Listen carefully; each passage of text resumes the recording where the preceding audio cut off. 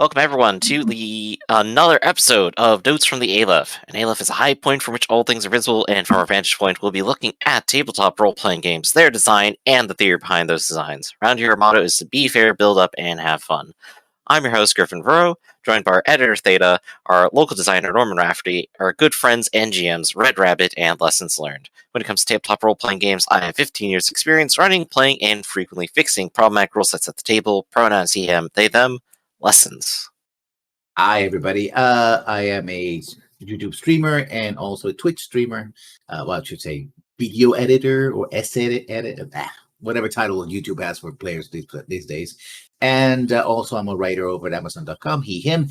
Please check out my Mass Effect stuff over at YouTube. I work very hard on it. I know it doesn't sound that like it is good, but its first episode is out, and I can make more episodes with your support. You gotta be more confident. It's the best video ever on the face of this planet. There we go. You heard it here first, everybody. Rafferty. Hello, world. I'm Norman Rafferty, he, him. I work for Sanguine Games. If you're watching this in the future, you might have a chance to go see us at First Squared in Wisconsin in April. Where we'll be showing off the games, books, and other stuff that we make. Right. And Red. And I'm RedRabbit, also he, him. I play Sanguine Games. I also play other tabletop role-playing games when time permits me to. Consider myself a student of narrative design and game design. All right.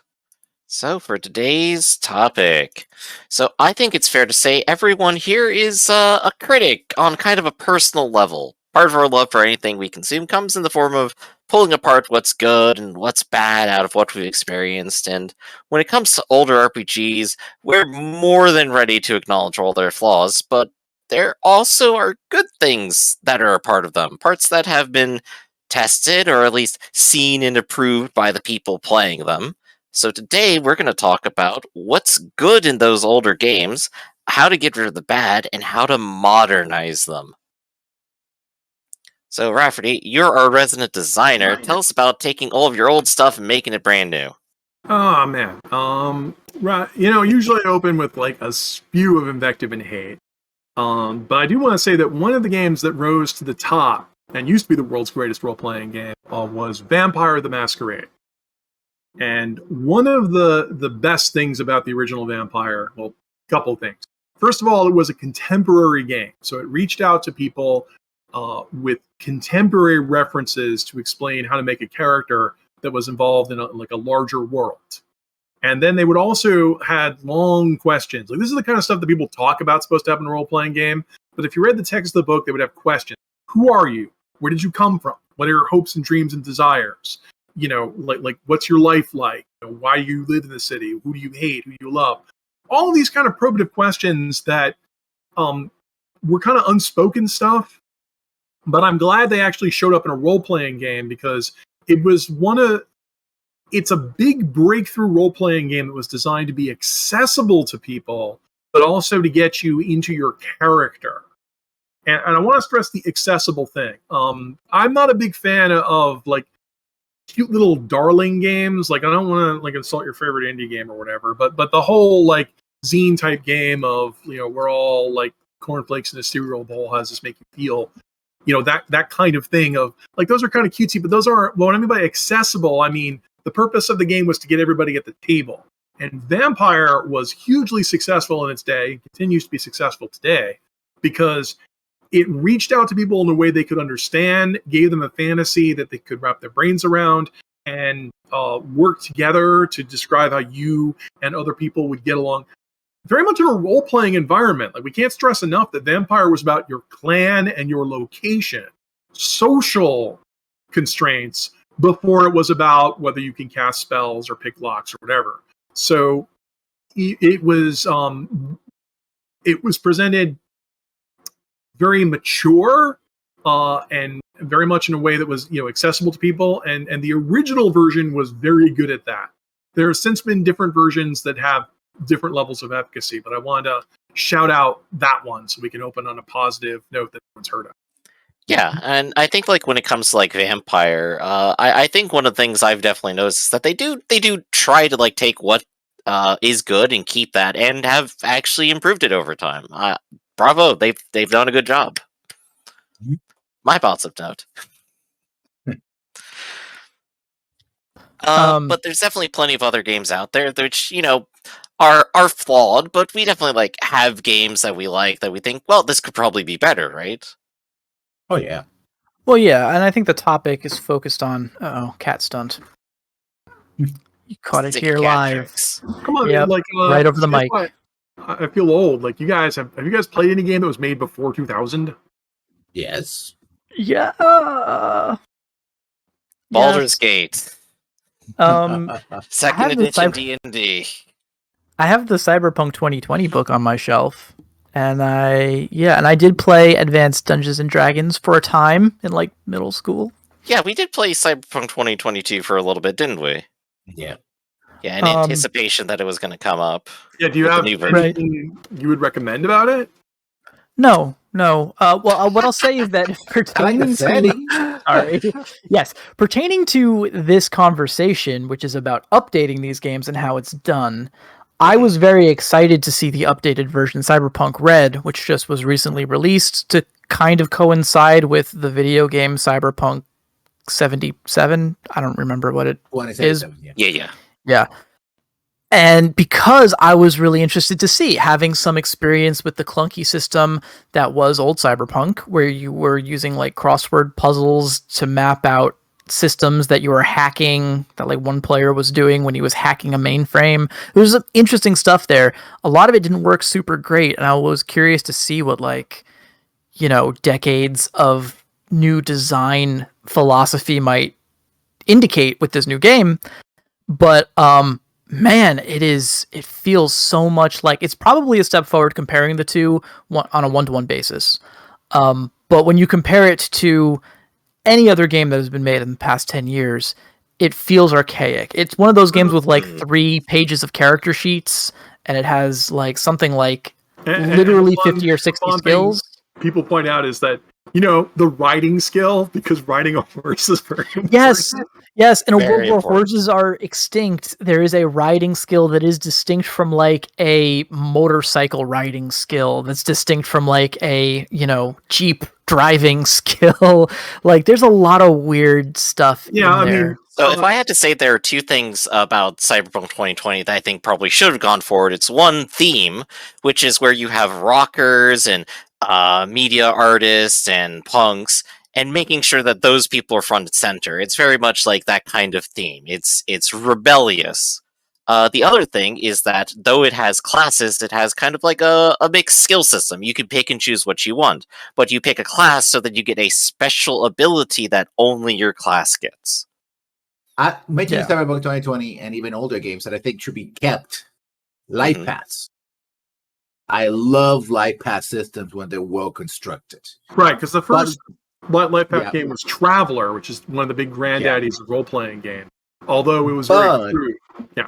But I would say that, and you see this actually in different Traveler editions as you play forward, they actually have refined the life path system, is that I would either make it optional, either you can either decide to run the entire life path system and let the dice decide.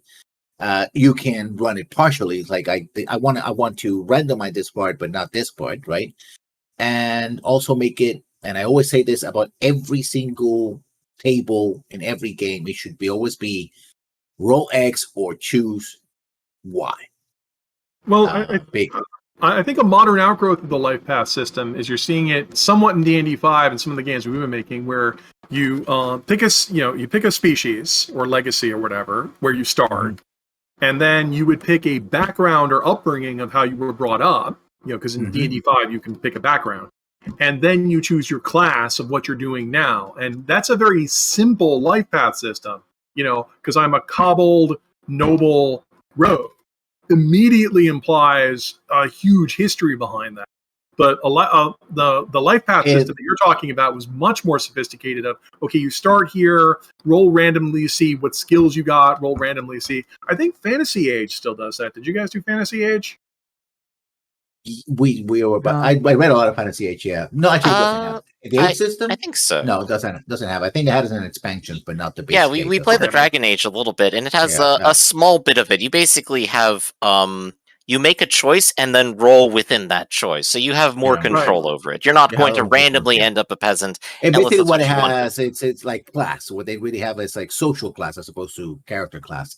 That's what. Yeah, that would be a good way to put it. Which is background. Some games are more limited than others. Like Traveler would make you random. Yeah, but the thing about Cyberpunk 2020 is that it allowed you, and I think that should be the thing, and it should allow you to get into the weeds. Because I think one of the things about designing games is replayability, right? We don't think of replayability in tabletop RPGs the way we think about replayability in video games, but I think that might be a place where we have to do that. Like the first experience, the introductory experience is one thing, but later on, when you keep playing the game and okay, I want to make another character, another campaign, you should have more experience with the game. And this is when these mechanics really sort of open up. It's like, oh, we talked earlier about people enjoying making their characters and seeing where they go in their growth. Actually, that's a sort of a second, or third, or fifth, or millionth path when they play this game. And this is when those systems really shine. Well, that's why that's why choosing rather than dictating is a good idea. Right. Well, go ahead. I'm glad you brought up life paths because, like, one of the things that you see in almost every modern game is the idea of, let's just call it intelligent design. The idea that you start and can dictate everything about your character. You choose your stats, you choose your skills, you choose your background, you choose everything. Now, in older games, like, D&D 2nd Edition and earlier games, a lot of this was random. You randomly determine your stats, and often you randomly determined upgrades. And so a lot of these games, you'll see notes in them about the challenge of playing a character with suboptimal abilities, which is not something you see in modern games at all. Because if somebody wrote something that was suboptimal, nowadays we have the opposite of trap builds. Your character's suboptimal, you throw that in the trash. You are wasting everyone's time. If you rolled less than 18s on your ability score rolls, then you do it again. How do you not have an 18 in your strength? You're a fighter. How can you be so bad at rolling your stat dice? Come on. Well, so the idea of this is the idea of emergence. The idea that I make a character, and when I'm presented with, I make the best of it. Like, to speak about Traveler, I had one version of Traveler where I wrote up a scientist character. And the funny part about the life path system was every time you wanted to get more skills, you had to get more years in your career. But there's always a random chance that you get injured or thrown out of your career. So I had a scientist who was going for a while and then got thrown out. And so I go, well, I want to get another job. But the only job I wound up qualifying for was criminal. And so I wound up building the disreputable research scientist.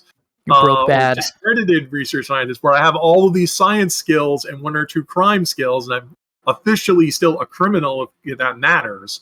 But I had a science background. And I wouldn't have made that kind of character necessarily consciously. It was just I rolled the character. I had a high intelligence. I said, well, I'll go into science. Then I got thrown out. Well, I want more skills. So I only qualified for crime. And it made me feel like, the life path system made me feel desperate. And now, once again, this is kind of the opposite. Like, a lot of games will tell you, make your own character. It's your own fantasy. Do whatever you want. But the idea here was to sell me on the idea of rise to the challenge of playing someone I normally don't play. And the life path systems are usually set up so the better ones are set up so they're balanced. It's like one of the things I'm always against is, like you said, all 18s. Like with random generation, if you rolled all 18s, it got psychic powers or whatever. Like boom, you're OP, but the dice, and everyone hates that. Whereas a life path system was, instead of you choosing your upgrades, you have like some level, but at some level they're also randomized. So you wind up with someone who's kind of like what you were going to do, but still a little bit different. And the nice part about that is, like, if you're looking at the game to be a challenge to get you outside of your comfort zone or to try something different, that's really good. Once again, I want to add to this, a lot of these old school games, you had to come with them with the attitude of, I'm going to do something that's outside of my comfort zone and try to make it work, which is not an attitude modern games sell you on. True. I think that's, if we were to update it to the modern take, which is what I prefer, right? Because it would be again that rule of roll X or choose Y. Meaning that for a beginner player, if they look at the life path stuff, like they don't have to like, oh my god, my character could die or something like that. Maybe I don't want to play this. They could look at the table, go like, so this is an option in this game, right? There's an option to have siblings. There's an option to have all these things, like have an enemy and stuff like that. And that starts creating for them an idea about what the game really is about, especially thematically. Which and mechanically, and mechanically, it has a mechanical bit, but the mechanics, guide the player, right? Yeah, and exactly. So by the time they're done, they feel like they are invested in this character, without feeling like they're playing an also game that many people might think rise to the challenge, but other people say, "Oh, I'm being punished for attempting to play this game." Oh gosh, yeah. Speaking of good random generation, I think I'd probably give a shout out to like Warhammer going from 2nd to 4th edition, where initially you just kind of randomly roll class and that's kind of all you get. And it doesn't really like have a whole lot of provisions or anything. But when it moves to 4th edition, they decided on a fun thing of you can roll randomly and be rewarded for it, or you could choose from a small selection, get a slightly lesser reward, or you could just pick what you want, and that's perfectly fine. You just don't get the extra reward. And I think that makes it more fun and engaging for people and gives them something to weigh. It's like, here's something that is challenging outside my comfort zone, but I'll have an easier time with it. You should win things by watching. I mean, yeah, I'm just sitting here having like, what kind of sissy are you that you need to be? But yeah, no, I know why they do that.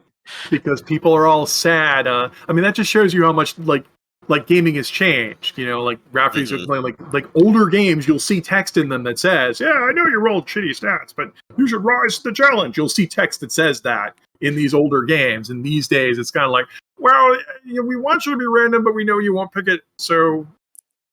Right? Yeah. I mean, I think it's just trying to appeal to different types of players at the same time, which, to be fair, is difficult to do in the first place, and the reward experience is basically what they replace the randomized feat with. The randomized talent. You pick it because, like you take it, you love it, you like it. Well, it's the idea of creative constraint and, necessity being the mother of invention. If you let your hands, your white knuckle grip even a little bit off of the character that you're making, amazing and magical and wonderful things start to happen, like your Breaking Bad scientist, Rafferty. Yeah. But again, people are being attracted to these games with the promise, right? I mean, it's cool. Well, I'm playing Torchbearer right now on Sunday mornings. Come hang out on the stream for us with that. If you're awake early on a Sunday, which I don't know why you would be. But yeah, I'm playing a character. Torchbearer also has kind of a labyrinthine sort of life pathy type thing. My character is a halfling, and I think she's a criminal chef. she's excels at cooking, at like procuring items, and that could be like ingredients, but it could also be valuables that belong to other people. And that came out of the fact that, again, the character creation process is labyrinthine. It is quite involved and complex, and unexpected things can and will happen the first time you do it because you don't understand. Did you get randomly assigned these things? No. It was all choices I made. I just didn't know exactly how those choices would open up other options and how all those options would interact by the time. Also, we were trying to differentiate ourselves from one another in the party, so it just turned out that I guess I'm the criminal because we could use a burglar, and right. I guess I'm the cook because we could use a cook. Yeah. So I mean, I would definitely agree with Griffin that 1, 2, and 4, you can skip Warhammer 3, is an excellent example of how you can see a modernized game go. Because Warhammer First Edition started with the idea that your class would be randomly assigned, your job would be randomly assigned, all this randomness to it. And also, the original classes weren't balanced at all. Like, some of them would have dozens of skills, and some would only have a few. Some would have dozens of skills. Most of them are useless. Consume alcohol. Like all this kind of stuff. And then when Second Edition came out, the Second Edition's beautiful. You can often see it on some of the Humble bundles where you can get all of them for like $20. It's a steal. And and they went through and revised. They said, okay, let's trim. So this is one of the things you see in modern games. Like you guys are talking about Cyberpunk Red. where modern games where they trim the skill list down because old games would go the theory like, oh, we've got hundreds of skills, isn't this great? Whereas modern games like, no, we're going to give you 8 skills, and the only ones that matter. Big stuff you actually care about. That's where I fall. Yeah. They trimmed the skill list down. They they unified the mechanics. They use all D10s in second edition. They get rid of the polys.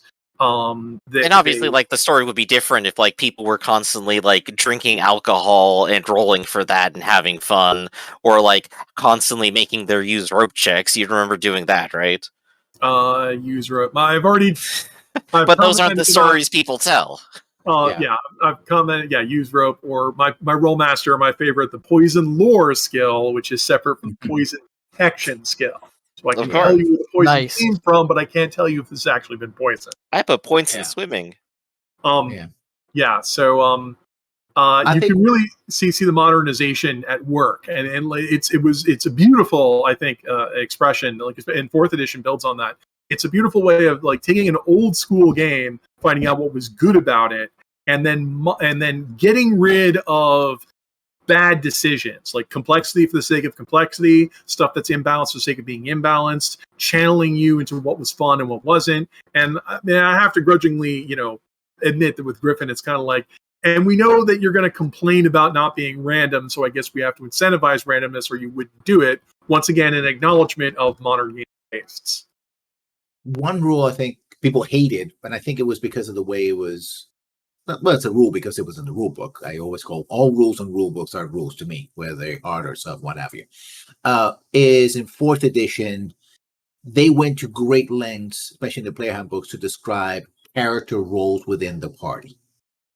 Now, the way they describe them... All right, you mean D&D 4th edition. You're talking about Warhammer 4th edition. D&D 4th edition, yeah. And so, like, you're the controller, you're this, you're that. I think the titles they use were accurate, right? It's just that they felt, a lot of people complain, oh, it looks like MMO, whatever. But the idea of when you're creating characters, having both the rules and the mechanic to say, yeah, you're a party, and this is your role in the party. Again, if you read many books and not just D&D, oh, yeah, you can make whatever you want. But that's a bit missing saying, okay, so what do you do in the larger scope of things, right? Well, we just talked about how the fighter is confused in modern gaming and that sort of thing. Like the paradox of where D&D says it's not a combat game, but D&D 4, which was very clearly a combat game, told you what you were supposed to be doing. D&D 5 says, well, do whatever. But the problem is they say do whatever. By the way, here's a bunch of monsters coming to kill you. So do whatever. By the way, if you suck, we'll yell at you. It's a good game gives you some guidance. Like one of the things that's good about some of these older games that we're talking about was when they knew what. It's better for a modern game to know what it wants to be and then be that. That's one reason why, like Vampire the Masquerade, they wanted you to be a vampire in a modern day city, and then spent a lot of time in the book discussing what does this mean? What would you be if you were this person? As opposed to a generic game like D&D 5, which will let you build an orc fighter, but then kind of let you puzzle out what this actually means in the world. Like what's your role? And also if a combat breaks out, they won't describe to you what sort of tactics, necessarily should be using. They'll tell you you're great at melee, but they won't describe controlling zones. They won't, op attacks will be written as an offhand thing. They won't be telling you your job is to stand in front of a wizard and soak damage for them. And also you get the unwritten things. Like there's no concept of aggro in D&D 5. So you can't actually control things. Whereas, in a game like Warhammer, which even though Warhammer is a game from 1983, they had that excellent rule in there of you had hit points. And when your hit points hit 0, you didn't die. Instead, when you hit 0, you get to roll on the critical hit table. Yeah, and you get to see what terrible thing happens to you. It's great. And you can be, you can be knocked out, you can be horribly maimed, you can be bleeding to death, you can be killed. But it was random what happened to you. And in many ways, that's a huge breath of fresh air, because like Dungeons and Dragons has that huge problem, and its imitators, of fine or dead, where if my hit point total is positive, I'm fine. And when my hit points reach 0, I collapse. and you get that dissonance with players of, well, I must be fine. My hit points are still positive. Mm-hmm. And whereas Warhammer, because when they get to 0, bad things start happening, it immediately starts to communicate to the player, hey, every time I get hit, I get stunned. And as a result here, it says I could die. Maybe I should leave. And that's 83. But wait, are you implying that I will have to play my character now with some sort of horrible disability? Because that... Yeah, it's because you could have died there. Well, no, in fact, I refuse to have anything happen to my character unless they came to the game with a disability. Let's see, here it gets better because another game from 1983. Okay, so we're talking about how terrible it is, in a previous cast of how you can't really kill players in D&D because they'll get upset, so you come up with guardian angels or resurrections or some other bullshit that's not there. Okay, Warhammer said, fuck it, fate points. Since first edition, and they kept this in later games, it said, okay, you get 1, 2, or 3 fate points. You get 2 or 3 if you're a human. You get 1 if you're an elf because you suck. Fuck hell. We gave you higher stats, but you get killed faster. Fuck you. But you would get your character, and the fate point was when something bad or even maiming happens to you, you can spend a fate point. It doesn't happen. When you're out of fate points, consider retiring. You can also get more fate points by saving the world. Like, not only did you get experience points in the game to level up, but if you actually prevented evil, one of the rewards would be you get an extra fate point. But you had to prevent something big. And once again, 1983 solved an entire problem that we've been bitching about, which is just you get out of this many deaths free. We're going to make the game as deadly as possible. We just said you're a hero. You get out of this free. Go. I'd like to point out that Fate Point sounds like another generic inspiration style bullshit name for a vague mechanic, but it actually does kind of say what it is. It is plot armor. It is the role of fate keeping your player alive because they're the main character, which, hats off. It's that thing like we were complaining in D&D or, on these fucking streams that I hate. You can't actually die because you can't actually die. Whereas Warhammer, it solves the problem by just saying, okay, look, you get out of 2 deaths free. In fact, one of my favorite role-playing moments was one where I'm playing a human and my friends are over there getting killed and I'm out of hit points. But I just turned and said, I'm sitting on 3 fate points. What kind of an asshole am I that I would stand back here and let all of you get killed when I have 3 fate points? Right. And so I ran in there and promptly got killed. Nice.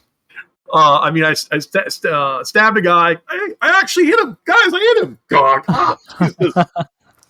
But it felt like I wouldn't have felt empowered like that if I was playing a different game. And once, I always want to emphasize, since we're about older games, 1983 solving a problem where they just said we're going to keep you have all these games from the 80s like go play Cyberpunk 2020. Do you know how many fate points you get in Cyberpunk 2020?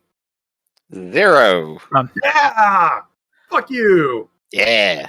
You would get all these old school games that would just kill you instantly. I'm always fond of pointing out, in D&D from the 80s or Top Secret, their spy game, people get killed in the examples of play. Imagine dying in the tutorial. That's great. But it's important too. Examples of play kind of are the first glimpse a player has at how the designers expect the game to go. So if nothing bad happens to anyone in your examples of play, you're not going to know how to react when something bad happens at the table. You are rolling dice. Things can go bad. Well, and speaking of the way this is transformed, D&D 1, D&D 3, and D&D 5 all have the same tutorial dungeon.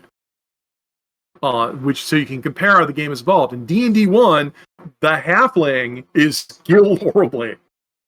Where the ghouls paralyze her and then tear her limb from limb and kill her. Typical ghoul behavior. Right. In D&D 3, the ghouls paralyze the halfling and then ignore her and go after the other players. In D&D 4, the ghouls are actually misunderstood good guys. Well, but more to the point, when you're talking about the examples of play, this is an example you can see how game styles have changed. In D&D 1, by the way, the party is 6 people and 1 person gets killed in the earliest encounter. In D&D 3, the party is 4 people and no one gets killed. 1 gets paralyzed. And in D&D 5, the sample party is 3. So I think that's also telling about how the parties get a lot smaller. Interesting. In modern, when people are asking like, how were you expected to survive? Like that's something that occurs to me when I'm reading more modern games. I think they talk about the party being only 3 or 4 people in the examples of play, but you go back to like these old school games like D&D 1, the parties were like 6 to 8. The Tomb of Horrors sample party in the book is 14 fucking people. What? 14. You It's can like a go to the convention official event. Wizards of the Coast site, and they sponsored a comic. So I have to assume they want you to read it.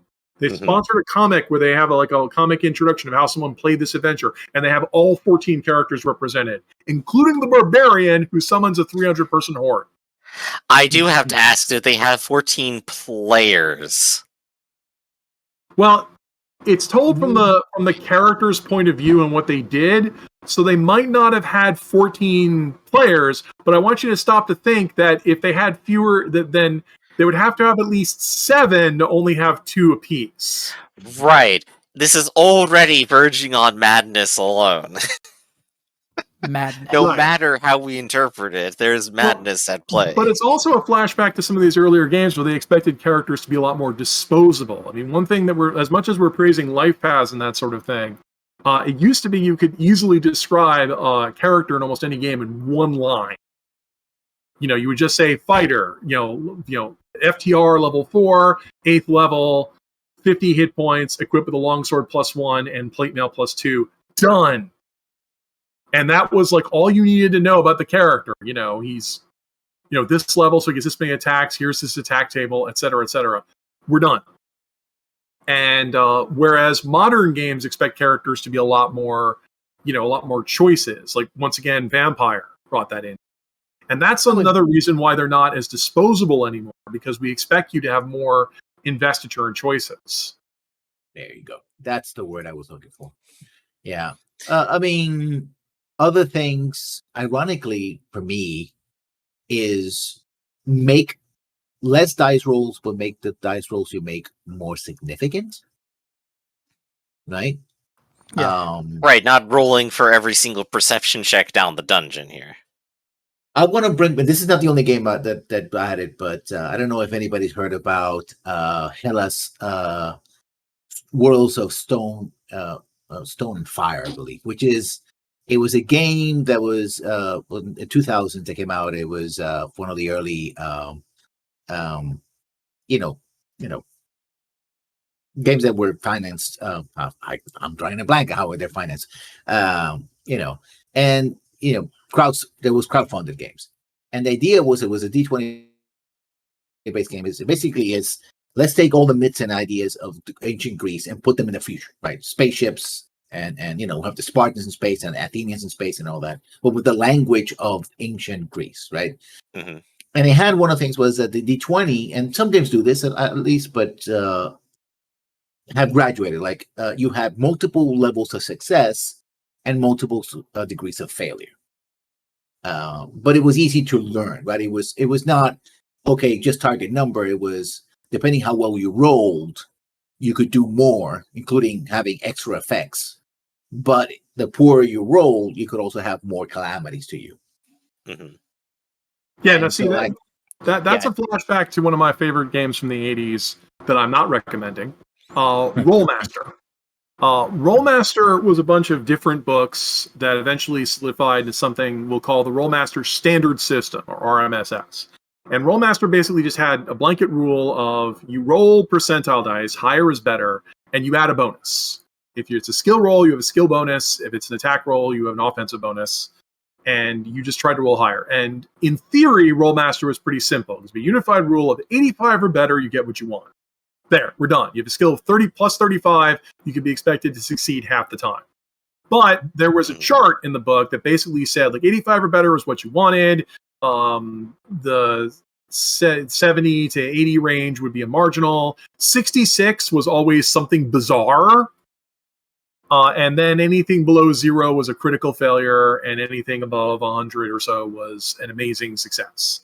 And in theory, that was a very, once again, degrees of success or failure based on a single die roll. Because in Rollmaster, you had one attack roll, and the way it rolled was determined exactly how much damage you did to the target, and then the target had to take if they took critical hits, would suffer stuff. And it was, in theory, a very simple game. In practice, Rollmaster is playing Warhammer instead, because like Warhammer First and Second Edition are play like what Rollmaster thought it was going to be. Gosh, and Warhammer Second Edition is just like as simple as can be, honestly. No, it could In be a lot simpler. of ways, it could be, but it's reasonably easy to catch on to. I don't think the simplifications were as good, because they like with Dark Heresy and the Warhammer 40k games, they thought the class system was too scary. This is the thing we were complaining about with D&D 5 earlier. Where D&D 5, multi-classing, that's too scary. Oh, we'll take that away from you. No, everyone gets one class forever. And so in the Warhammer 40k ones, you had one class forever, and then just leveled up in that forever. And it's like incredibly disappointing. Whereas in Warhammer, they had the career system, which was where you got a career and it had a bunch of upgrades listed. And then you could stay in this career or leave it and go to another career that had certain exits.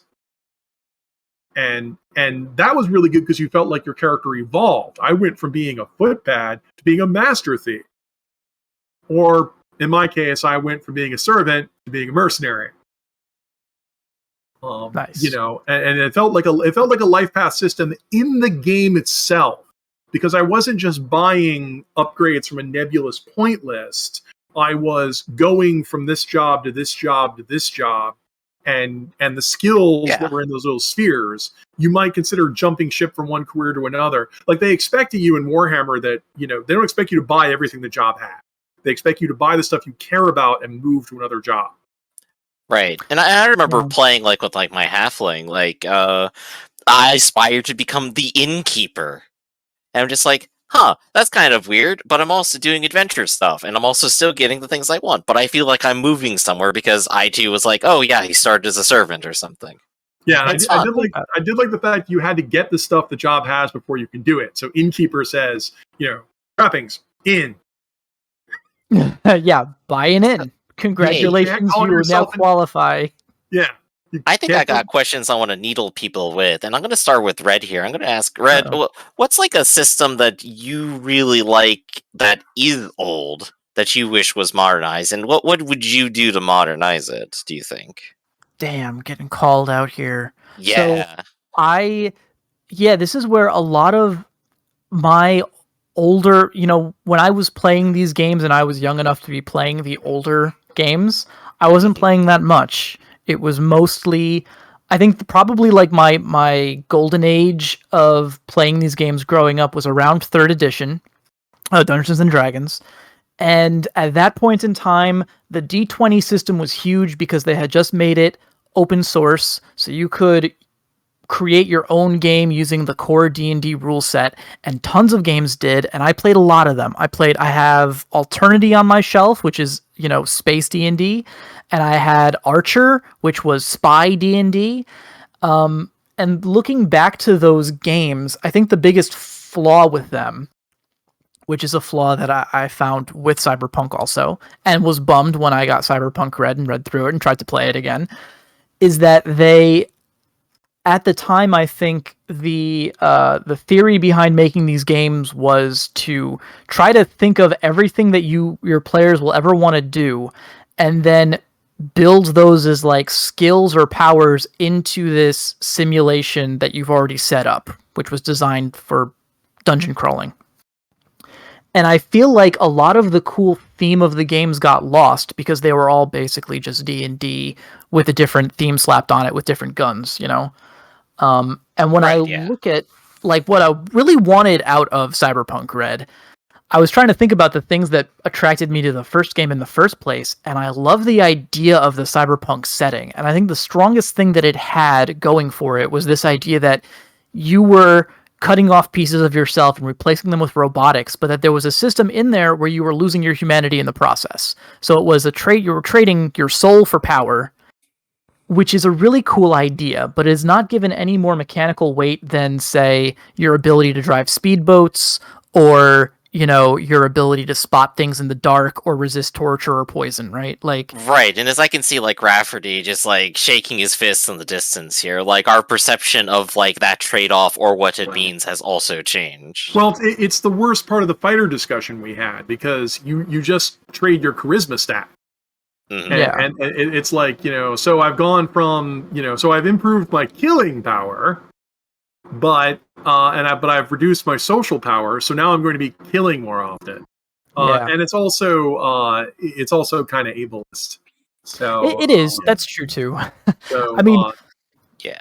I feel like the theory that you're trading, essentially, like you said, this would be an interesting question, but the game doesn't actually address it. It's like when when World of Darkness 2nd edition came out, and they wanted to, New World of Darkness, and they wanted to give people a humanity stat or a morality stat, where they wanted to, the more of a bastard you are, the more horrible things you can do, but the more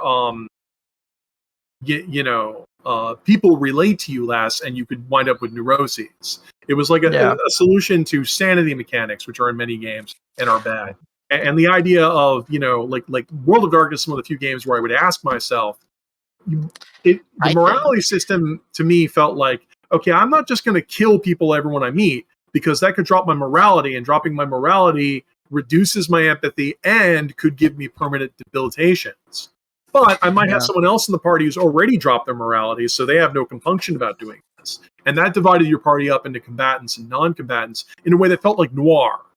Like, you hire a hard-boiled detective, his morality is already dropped. He's already seen it all. So I want that. Like that. But that's not what you're seeing in the Cyberpunk game. In the Cyberpunk game, you're raising your dex and your attack value in return for lowering your charisma, but that's okay because you were going to use that anyway. Right. And, I think we can actually recycle this concept now I'm thinking about it, because when you think about what the metaphor could be within Cyberpunk, selling your soul, it's like, well, yeah, you're selling it to the corporations here. Oh, yeah. So I would suggest, actually, you don't have, like, this soul mechanic where you become more machine. It's like, no, they literally have more control over you now because you are more part of the machine that they have made you. Yeah, but they don't do that because they don't want you to feel sad. That is true, but the thing, point right? of Cyberpunk is to be sad. Right. So now that's the heart of it there, Griff, is Little this bit. idea that these games are built off of a power fantasy system. Again, nothing inherently wrong with that. But when you ask me, like, Firefight or something, yeah. when you ask me, like, what I want to see in updated design of old games, I want them to think about what their theme is, what their core experience is, and build a mechanical system that is all in service of that idea. And I feel like that's really what I wanted from Cyberpunk Red. I wanted a game that was going to be like, every time I'm rolling dice, every time I'm making decisions, the core conceit is, what is my character turning into, and what is the effect the world is having? Because in my mind, I think Cyberpunk as a genre is a lot about how environment and base human drives ends up creating a dystopia, ends up creating like a hard world to live in, and how you react to that. But in the case of Cyberpunk Red, in the case of all the 3rd edition games, it was really just an adventure game simulation that had like a coat of paint put over it. Oh yeah, no, it's in the original Cyberpunk game was originally a game called Friday Night Firefight. That they at the Cyberpunk book was an extra book add-on. That's the name of the combat section, I think, in this one. Maybe in 2020 also. Which is a throwback to the first. Just fold it in. Cyberpunk Red is not about making something new. Cyberpunk Red is about sometimes you should go find Cyberpunk 3rd edition sometime. It's the redheaded stepchild. I know people who worked on that. But really interesting. Fusion. Anyway. There's a reason why you haven't heard of it. So it's I think one of the reason, I know I keep talking about Warhammer, but one of the reasons why that really stood out was it was one of the first games to address like I said, the idea of mortality. Like many of these old school games, you could die at any time, and either you just died horribly, or they had some sort of resurrection mechanic to bring you back from the dead that could possibly fail, but you could still be rezzed. That you could defy all nature and everything about reality to bring you back. And these games kind of had that problem of churn or rapid death and that sort of thing. And people obviously didn't want that. Then you sort of have the modern games like, well, Shadowrun, I'm going to use the modern game, which made the mistake of making you unkillable. Like Shadowrun First Edition, we were literally playing the demo adventure and running out of ammunition in our guns without killing anyone. Wow. We were in a convenience store from 6 feet away, shooting at each other, and both the bad guys and us would run out of ammo, and neither of us would be significantly hurt. And so you had the problem where you had two reigning design theories of everyone dies instantly, or you can't kill anyone. There's a bunch of games that fail on that front. And Warhammer was one of the few games to just be upfront about it, where they said, "We're gonna fucking kill you." And anything in the game can instantly kill you because any attack in the game can have unlimited damage. But we're going to give you a fate point to get a death free. And just that simple social contract solves so many problems. And I always find it surprising that I don't see that more often. Yeah. D&D 5 still has the same mistakes as D&D 1. And then you see stuff like someone's going to point out well, fate has aspect points and that kind of stuff. It's no, that's a more modern game where it's almost impossible to die. Mm-hmm. Now, I want to take a mechanic from a game I think only Rafferty has heard of, which is What you got? used to be called Elric, but eventually became Stonebringer. PRP, yeah. Yep. And the last version I checked, it came out to D20, so it hasn't been really updated. They still make the BRP fork, but there's been several D20s. 21st century, you would think about it. And the second, especially starting with first and second edition, it had a very interesting magic system, which was very hard to get magic. It was a PowerPoint system.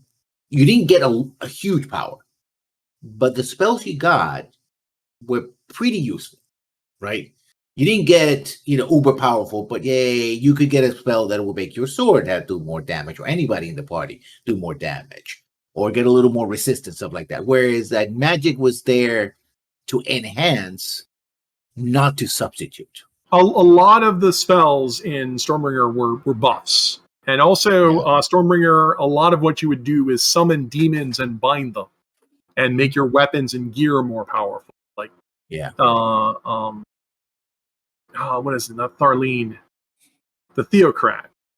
Okay, well, there's the Theocrat, who's the big antagonist, and then there's Elric. And, Elric has Stormbringer, the demon sword. Yeah. But, they've got demons bound inside, armor and their shields and their gloves and all of those gear, each of them giving them several different buffs. But yeah, you're all badass fighters. In fact, once again, this was one of the D&D decided that wizards wear pajamas and die in one hit and fighters fight because D&D decided that. Gandalf has a fucking sword, guys. And Sauron has everything. And so Elric being based off the Elric series is everyone's the badass guys are both spellcasters and they're in full play. Say, I got a more modern example. It's definitely not in phase with this modern phase of gaming, I think. But I got a question for you, Rafferty. What's good about Hero System 6th Edition? Oh, I just wanted to see that face. Thank you. Still have this section because in it. Okay, so Hero System is a game. There's still the section in it on diagnosing the types of players that you have. Mm-hmm. And this is something that I've quoted a lot and going back to, this is by Aaron Alston, who's one of my heroes, where he talks about the types of players you might have. You might have the tragedian who shows up and they just want bad things to happen in their character because it's cathartic. And I like the fact that he explains, some people will show up just because they're a buddy of someone else. Some people will show up because they want to fight.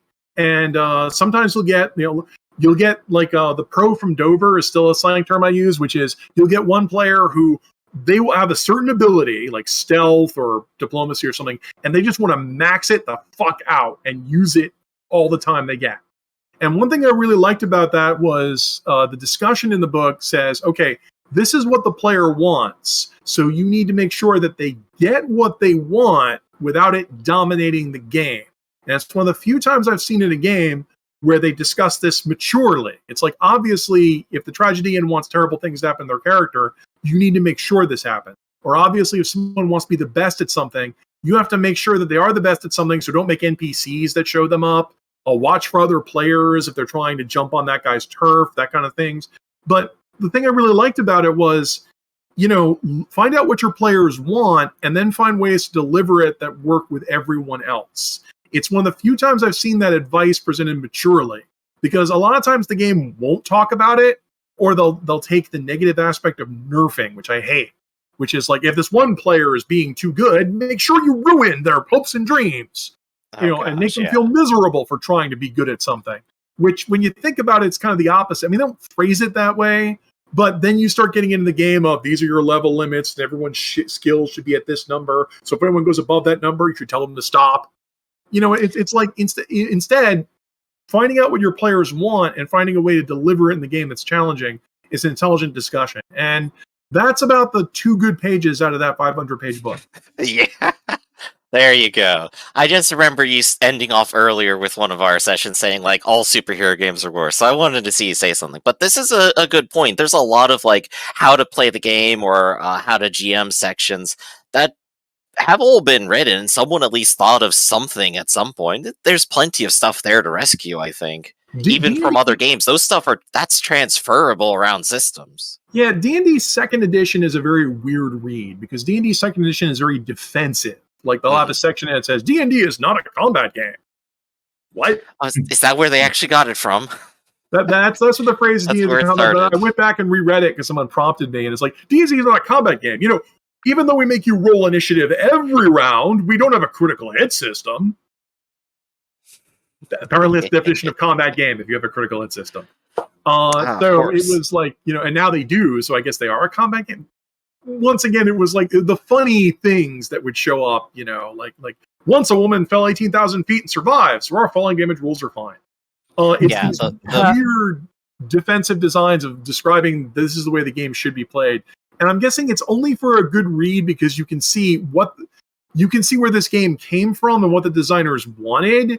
The big problem with this comes into the big meta problem of, you can see what the designers wanted, period, next sentence, but what they wanted isn't what you want. Oh gosh, yes. That's probably honestly a good way to describe 2nd edition right there. You don't actually want it. It's got some good ideas, and I liked the construct your own. There was the theory of construct your own class system, which was taken out of a Dragon magazine article, where instead, like you say, okay, here's your class. You get a D4 hit points every level. You get the shittiest save progression and the shittiest attack bonus, and you get no weapons and no armor and no spells. Fuck you. But it only takes you like 300 experience points to get to 2nd level.